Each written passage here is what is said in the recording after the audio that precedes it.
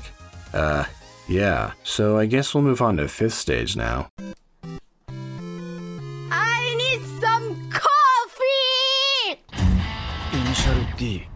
As the previous race against Joshima left the 8-6 in need of repairs, Project D is taking a week off. The suspension remains the focus, but apparently a number of other things will be receiving an overhaul. Changing the subject, Kenji heard a rumor that the drivers of Project D have been making side trips outside of their usual excursions. Naturally, Takumi has no idea what he's referring to, leaving everyone unsure of what to think. Itsuki and Takumi later talk about their time away from high school, feeling somewhat melancholy towards the demands of adult life. Takumi is asked if he misses Natsuki, stating that he's come to terms with how their relationship ended. Relaxing with some drinks, the two friends are shocked to hear that Project D is apparently going to be making an appearance. Eventually, the two iconic vehicles make their way over, though a pair of strangers emerge from within. They're completely confident as the characters they're portraying, even providing some fanfare to please the audience. Tired of watching the fake members do whatever they want, Itsuki confronts them, claiming that the real deal is in the middle of the crowd. Unfortunately, Takumi left his license in the 8-6, preventing him from confirming his identity. Itsuki then hits the duo with a factual statement, knowing the details of the previous battle. The Takumi imposter takes this comment in stride, expertly deflecting it by playing up his skills. Leaving for the night, both men hold onto their phony reputations for now. Itsuki reports this encounter the next day, making the others aware of what's going on. Everyone is in agreement that something needs to be done, with the exception of Takumi, who isn't really bothered by what he saw. Suddenly, a woman comes to the gas station looking specifically for Takumi. Rather than this being a positive meeting for him, the opposite happens as he gets slapped by the visitor. She claims that Takumi messed around with their best friend, only for him to leave her hanging afterwards. The others bring up the existence of the imposter, encouraging the girl to verify whether this Takumi is the one that caused the issue. The woman's friend doesn't respond right away, leaving this confrontation unresolved until a reply is sent. Without a doubt, Takumi now understands why the situation can't be left unchecked. He informs the other Project D members about the occurrence, being told that they're already keeping tabs on the fake drivers. Takumi tries to not let this bother him, but the recent hit to his reputation has him feeling agitated. Elsewhere, Mika, the girl who delivered the slap, receives the unfortunate news that she went after an unrelated target. Wanting to make up for the error, she gets Takumi's phone number from Yuichi at the gas station. The two hash things out, putting them on much better terms with each other. Mika isn't currently able to apologize in person like she wants, so Takumi offers to head over to where she is. Borrowing the Impreza, he reunites with his former assailant. Mika was glad to learn that she was wrong about Takumi, apologizing for the damage she caused. She then reveals that she's a bit of a golf expert, with her tight schedule being the reason she couldn't make it to Gunma. As both of them share a similar origin point in regards to their interests, the pair unexpectedly starts to hit it off. Heading home, Takumi brings this meeting up with Itsuki, stating how great it was to spend time with Mika. He knows that they'd both be busy, but he's still interested in potentially pursuing something further. Wow, what a level-headed and perfectly reasonable way of thinking. It's almost like two other idiots could have benefited from this mindset. That said, Takumi is left to hold on to these feelings until he can properly talk with Mika again. He then receives a call from Fumihiro, who brings the improved 8-6 to the top of Akina Pass. It doesn't take long for Takumi to tear down the hill, testing out the modifications for himself. Outside of some weight differences, the vehicle's mid-range power is increased, and the cornering capability is even tighter than it was before. Takumi mentions that he'd love to use this 8-6 against Joshima, but knows he has to move on to the next set of challenges. Before he heads out, Fumihiro informs his teammate that the imposters have been tracked down, and preparations are being made to grab them. Over at the gas station, Kenji makes a discovery in a golf magazine, learning that Mika is on her way to becoming a professional. It seems that Takumi's love life is taking an interesting turn, with this development leaving quite the impact. Suddenly, Itsuki gets a call from his best friend, being told that Project D is ready to apprehend the fake drivers. Already on the scene, Wataru takes the opportunity to confront the imposters. He remains friendly towards the duo, though he has every intention of exposing their lack of ability. Making an absurd request, he wants to see an extremely technical drift on the nearby road, being met with outright refusal from Takumi's poser. Hearing the approach of the 8-6, Wataru gets the crowd's attention for the amazing display that's about to take place. Takumi slides through the turn at full throttle, proving without a doubt that he's the genuine article. The pair of phonies try to sneak away, but their retreat gets cut off by the real Keisuke. Keisuke. He's understandably annoyed that his team was slandered, ready to dish out some punishment to the ones responsible for this. Luckily for them, Fumihiro steps in to settle things peacefully, warning them against carrying on with this facade any longer. Takumi also makes sure to get his issue taken care of, ending this little distraction once and for all. Over at the final target destination of Kanagawa Prefecture, precautionary measures are being taken by some of the local racers. The leaders of 3 of the 4 major teams hold a meeting, with the one competing last opting for a strategic approach against Project D. The middle 2 aren't nearly as concerned, ready to crush their opponents once the need arises. Later, the 4th group learns that they'll essentially be guinea pigs for the sake of the bigger plan, not exactly thrilled with this outcome. They're encouraged to take the glory for themselves, so they prepare to do just that. Elsewhere, Mika is busy focusing on her golf swing. In the middle of this, she receives a text from her friend, finding out that the former imposter ended up apologizing. She meets up with Takumi that night to report the news, glad that everyone was able to get some closure. Apparently her friend was hoping to meet the real deal, but Mika prevented this, as she'd probably end up falling for him. Of course, there's the possibility that Mika may have wanted to keep him to herself. Both of them inquire about each other's relationship status, leading to favorable answers. The two make plans for another outing in the near future, parting ways for the night. Getting in some driving practice, Takumi and Itsuki talk about the advantages of the new 8.6. Takumi reflects on the routine that his dad had him running, now understanding the importance of learning each vehicle's strengths and adjusting accordingly. His motivation has also increased lately, thanks in part to a certain girl. Likewise, Mika's improvement has been more steady due to her new fixation. Lex's mood went up along the way, because he very much enjoys these slice of life developments. Project D wraps up the Ibaraki expedition with one last set of races against lesser Purple Shadow members. Following this, Ryosuke goes out of his way to thank the veterans of the team for giving them a good fight. With all of these trials under their belt, he feels that his group is prepared for the final stage of Kanagawa Prefecture. Project D eventually makes their way to Yabitsu Course, home of their first opponents, Team 246. The duo does their practice like usual, though they gradually notice that they're being timed by multiple people. Regardless, Keisuke isn't worried about it, as the information gathering will be pointless once both drivers are situated. Ryosuke feels similarly, getting the sense that these strangers are acting independently for a different team. He knows they can strategize later if need be, choosing to give the current situation his full attention. Interestingly, this ends up being the right call, as the ones on stopwatch duty are only present as part of an intimidation tactic. The next day, Takumi takes a closer look at the course on foot. The biggest issue here is how certain parts of the road will suddenly get narrow without warning. Embracing this expert level challenge, Takumi is looking forward to putting his skills to the test. As night falls, Keisuke is thrilled to learn that he'll be going against his favorite type of vehicle. The other team's uphill runner Kobayakawa decides to follow for the first lap, wanting to observe before he gets serious. Keisuke already has his strategy in place, ready to take advantage of earlier preparations. As always, the countdown commences, signaling the start of the race. Kobayakawa is moderately impressed with his opponent's ability, but a certain factor doesn't sit right with him. He feels that his adversary is lacking in presence, annoyed by the clean-cut style that isn't particularly interesting. Seeing everything he needs to, Kobayakawa is all set to make his move. He may be confident, though he isn't aware that the other driver has plans of his own. Saving his traction for the time being, Keisuke is holding back during the first part of the match, protecting his lead until he can unleash his true potential. He's decided to keep the race short and sweet, having no intention of dragging things out longer than they need to be. Maintaining top speed is the key to victory, but this will only be possible with the right amount of focus. Approaching the second half of the course, Kobayakawa starts getting impatient, waiting for his opponent to do something. Getting his wish, he watches Keisuke punch the gas in an unexpected place. Kobayakawa is caught off guard by this maneuver, desperate to close the gap before the finish line. Unfortunately for him, Keisuke manages to gain a massive 7-second lead, putting an end to the otherwise uneventful race. Following this, the opposing team's downhill runner Omiya states that he's worried for his safety, as he may end up going all out right from the start. He intends to control his driving as best he can, ready to put on quite a show for the audience. Unlike the previous match, Omiya decides to lead for the first lap, potentially wanting to do the same thing as Keisuke. Ryosuke is confident that they can make this work, provided his downhill expert can keep up. He goes further by encouraging an aggressive approach, especially if there's an opening worth taking advantage of. With that, the cars shoot forward, beginning the next heat. Omiya feels that watching his competition would have been smart, but also saw just how easily that plan fell apart. Instead, he attacks the course the way he wants to, preventing his opponent from interfering. Passing the halfway point, he gets more serious, letting his instincts take over. Takumi gradually starts losing ground, as his response time wasn't quite what he needed it to be. It'll be difficult to catch back up, as Omiya is giving it everything he's got. Regardless, Takumi sticks with him, surprised that there isn't more distance between the two cars. Omiya leaves no room for distraction, ditching his rear view in favor of maintaining absolute focus. Unaware of this, Takumi lowers his headlights, removing him from sight. This doesn't have any effect on his opponent, though it does slightly increase the speed of the 8.6. Re-emerging from the darkness, Takumi throws his lights back on, resulting in something unexpected. The sudden flash gives off the appearance of oncoming traffic, causing Omiya to react accordingly. Takumi uses the extra space to pull alongside the other car, putting him back in the race. This time, Omiya was the one who was caught off guard, now forced to compete in a precision battle. Both vehicles enter a single lane together, having very little room for error. Omiya manages to exit the corner first, but he sacrificed his spoiler to do so, reducing his speed and traction.